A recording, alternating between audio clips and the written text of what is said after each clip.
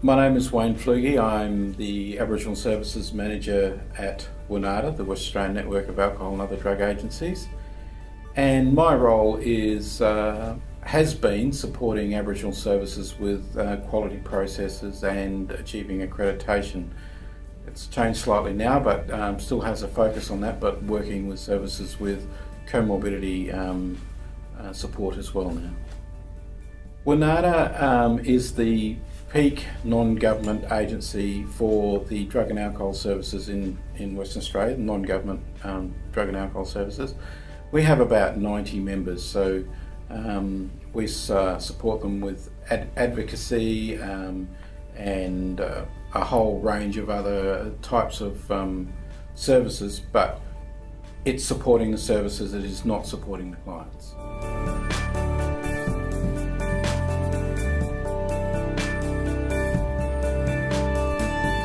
In 2005, I decided on a career change.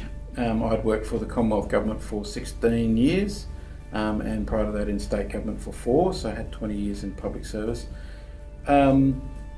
Just the way that the public service was, the direction that they were going in I was working supporting Aboriginal students, particularly with AB study, and the direction was changing dramatically that I didn't necessarily agree with those changes, so I decided to get out of the Commonwealth and basically saw a job ad placed in the West Australian by WANADA, and I thought that would be something that I'd enjoy doing, and that was supporting Aboriginal services with their achieving good quality processes that support workers and ultimately supports the sustainability of Aboriginal services in the drug and alcohol network.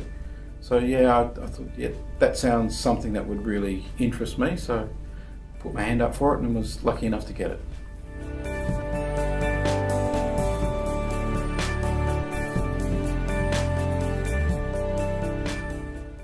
I guess what I ultimately would like to see is Aboriginal services become very sustainable and self-sufficient, so that no matter what level of government funding that they get, they will still continue to provide a service and support Aboriginal people in particular to overcome drug and alcohol issues. Aboriginal people have suffered particularly from alcohol for a very, very long time, and the way that you need to work with Aboriginal people is actually slightly different than mainstream. And I guess myself working in the role that I am, I can provide that sort of conduit, if you like, with that sort of information between mainstream services and what's required by the Aboriginal community.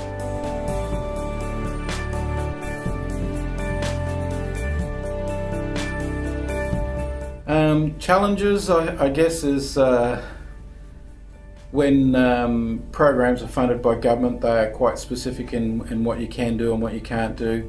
And generally speaking, most of those programs, particularly when they're aimed at Aboriginal people, are very much based on a white way of working, which doesn't quite meet the needs of the Aboriginal community.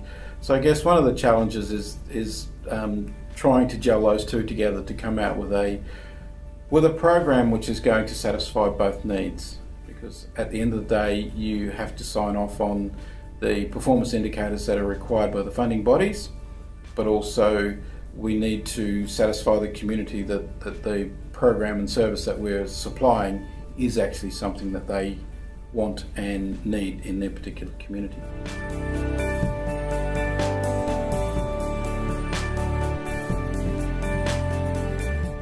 Just seeing smiles on people's faces, that really makes me happy, and I personally don't look for a reward.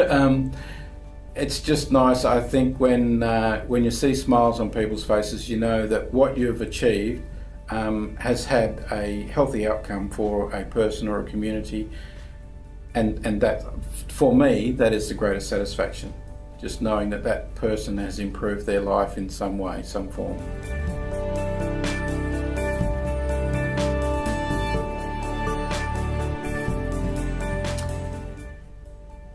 It's For me, it's very rewarding, and I think for others that it would be very rewarding knowing that our lot have struggled for many, many years, particularly with alcohol problems, and we can now see that emerging, particularly in the drug arena as well.